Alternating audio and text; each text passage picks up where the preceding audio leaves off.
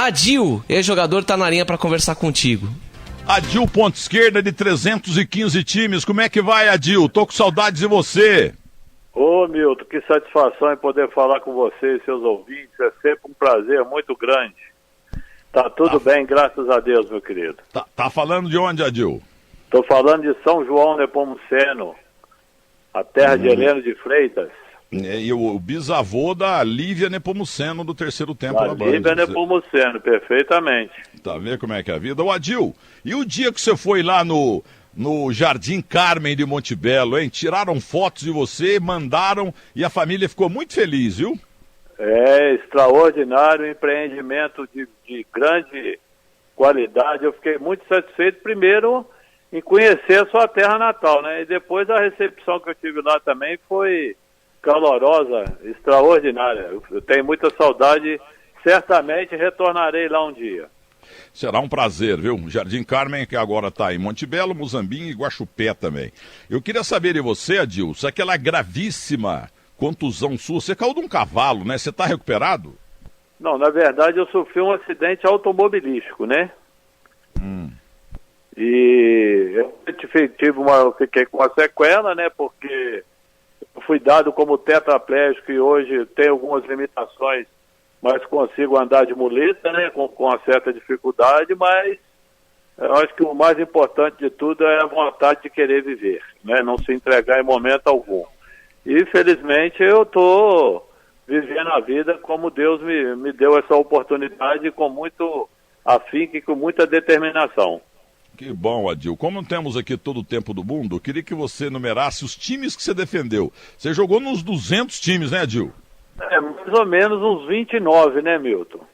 Vamos ver se você lembra. Comecei no América do Rio, depois eu fui para o Cruzeiro, Figueirense, Tupi de Juiz de Fora, Ferroviária de Araraquara, Botafogo de Ribeirão Preto, Bragantino, Araçatuba, Santo André, Guarani de Campinas, Corinthians, Portuguesa, Bahia, Grêmio, Curitiba, Criciúma, Santo André. Eu acho que eu falei todos aí, viu, Milton? Nossa, que memória, que memória.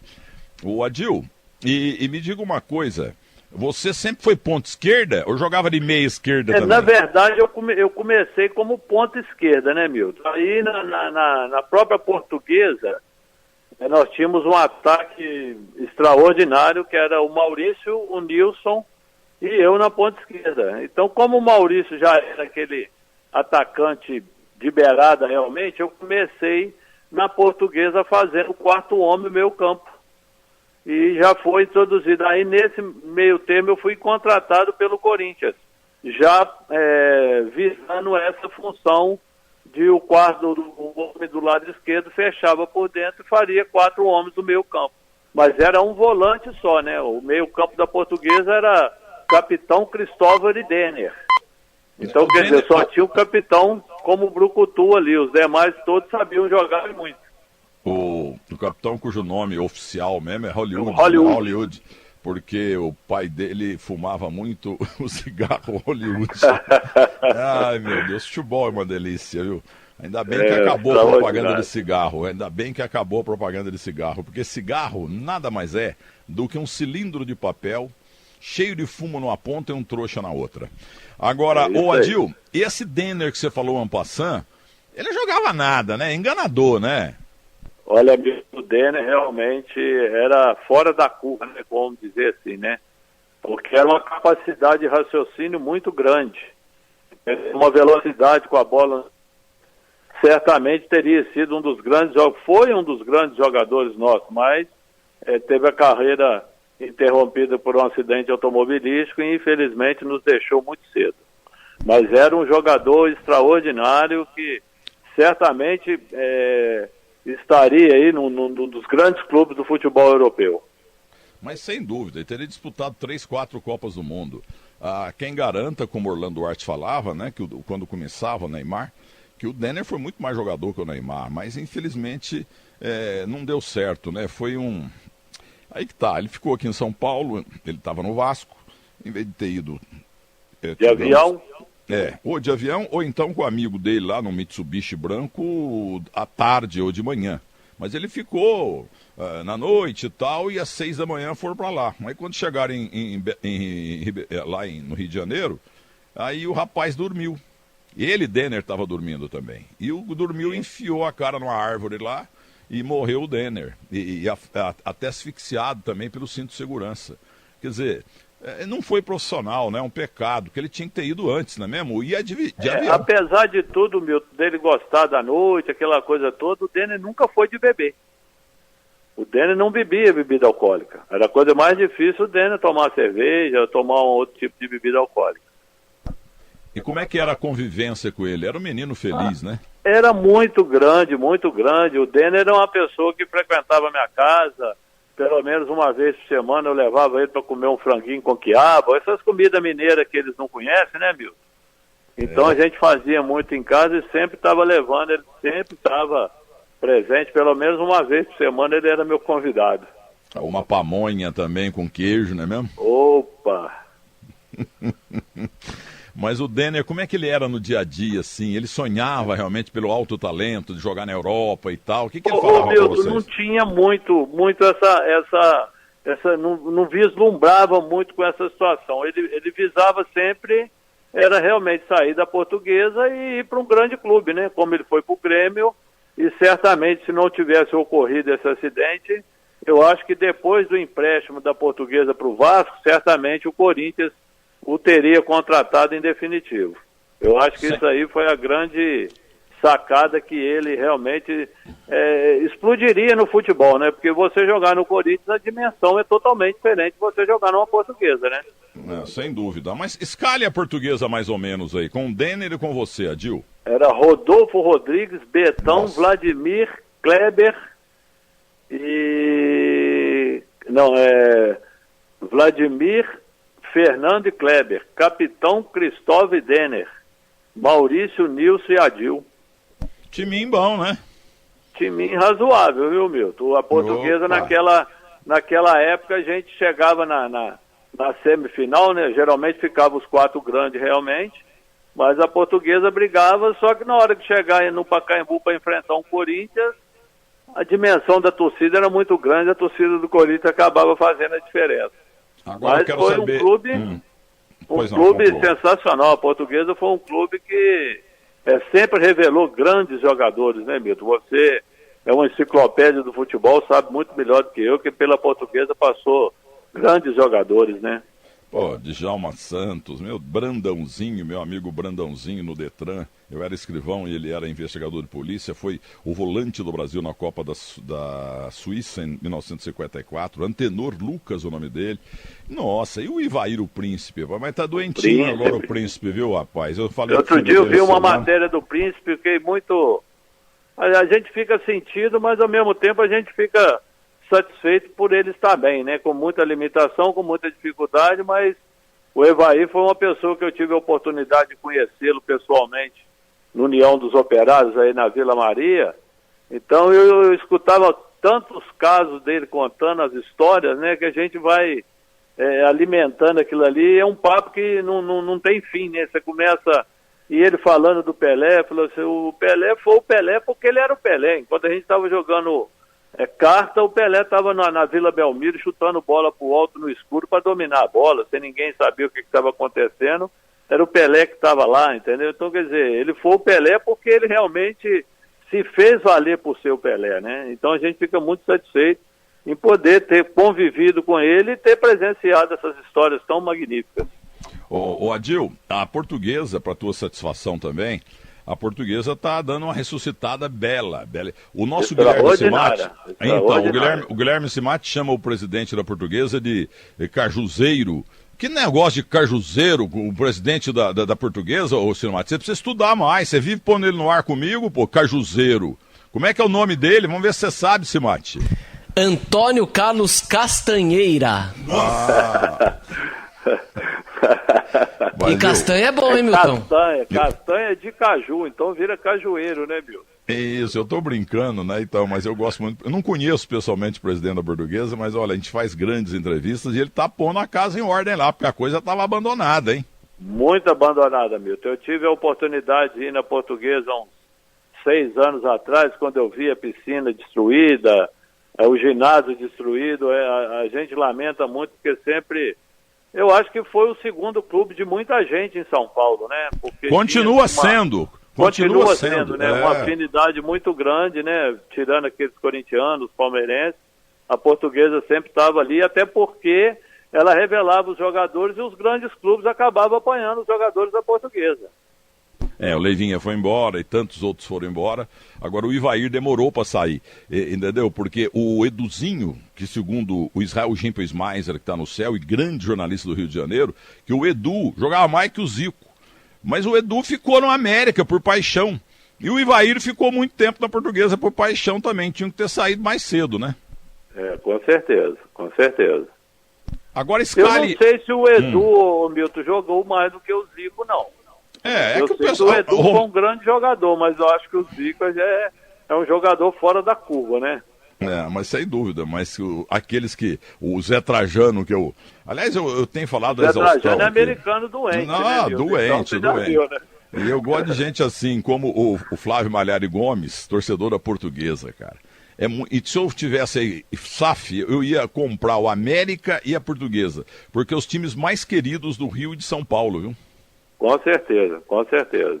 Agora escalhe o Corinthians. Porque também, Milton, o América do Rio, eu acho que já perdeu até o América tinha uma sede social na Tijuca, em Campos Sales ali, que era uma coisa assim, fantástica. Eu acho que hoje não tem nem a sede mais no Rio de Janeiro. Se o Julito Coutinho tivesse acudido, como a gente fala em Minas Gerais, aí o América teria sumido, né? E o nosso querido Romário é apaixonado também pelo América, porque é o time do pai dele. Eu acho que o pai dele foi americano, né? É isso. Então, o América ganhou o Campeonato Carioca de 66. Você vai lembrar muito bem, né? Porque, como eu falo, você é uma enciclopédia viva do futebol. Eu tive a oportunidade de ser treinado pelo seu Amaro. Médio volante. Um zagueiro que acabou, na época, sendo vendido e construíram o Andaraí. Foi dinheiro dele, quer dizer... Uma vez, na Band News FM, o nosso Ricardo Eugênio Boechat me provocou, falou assim, você é metido a saber de tudo, eu estava no Maracanã, no jogo Fluminense e América, decisão do Campeonato Carioca, você não lembra de nenhum jogador? Eu falei, olha... Tinha 2 goleiros, Pompeia e Ari, 2 goleiros negros. E o Pompeia fazia aquilo que os goleiros não fazem hoje mais, quer dizer, a ponte. Ele era chamado de ponte aérea, entendeu? Então era Ari, Jorge e Djalma Dias, Wilson Santos Amaro, Ivan, Calazans, João Carlos, Antoninho e... me faltou o ponto esquerdo aqui, entendeu? Mas o técnico Jorge Vieira, que foi técnico até do Iraque. Jorge Vieira, foi meu treinador no Botafogo e Ribeirão Preto. Então, Ari, Jorge Djalma, Wilson Santos Amaro, Ivan, Calazans, João Carlos, Antoninho e o ponto esquerda que fez o segundo gol. Eu acho que foi o Nilo que morreu em Nilópolis. E o Sargentelli uma vez me contou que ele estava no Maracanã, então teve uma falta contra o Castilho, o grande goleiro. Aí vem alguém bateu a falta e o Castilho, uma coisa rara, bateu roupa. E aí o ponto esquerdo do time do América chegou lá e colocou para a rede. Entendeu? Então aí o Ricardo Eugênio Boechat, que falava mal até da avó dele, falou, não, agora você me derrubou. Até porque você falou do Amaro. O Amaro era muito meu amigo. A única vez que eu fui no CT do Zico, entendeu? Ele estava lá com o neto dele, fazendo teste lá no clube do Zico. Olha, que legal. E Amaro jogou no Corinthians também, mas não foi no teu tempo. Não. Então escalhe o Corinthians com o Adil no ataque, vamos ver. Era Paulo Sérgio, Viola e Adil. Paulo Sérgio, Silvestre do Nascimento, entendeu? Quem outro que você falou aí? O Viola. Viola, meu vizinho, gente boa demais. Ei, Viola, viu? Saudável, Viola. Meu campo tinha Moacir, Ezequiel, Neto.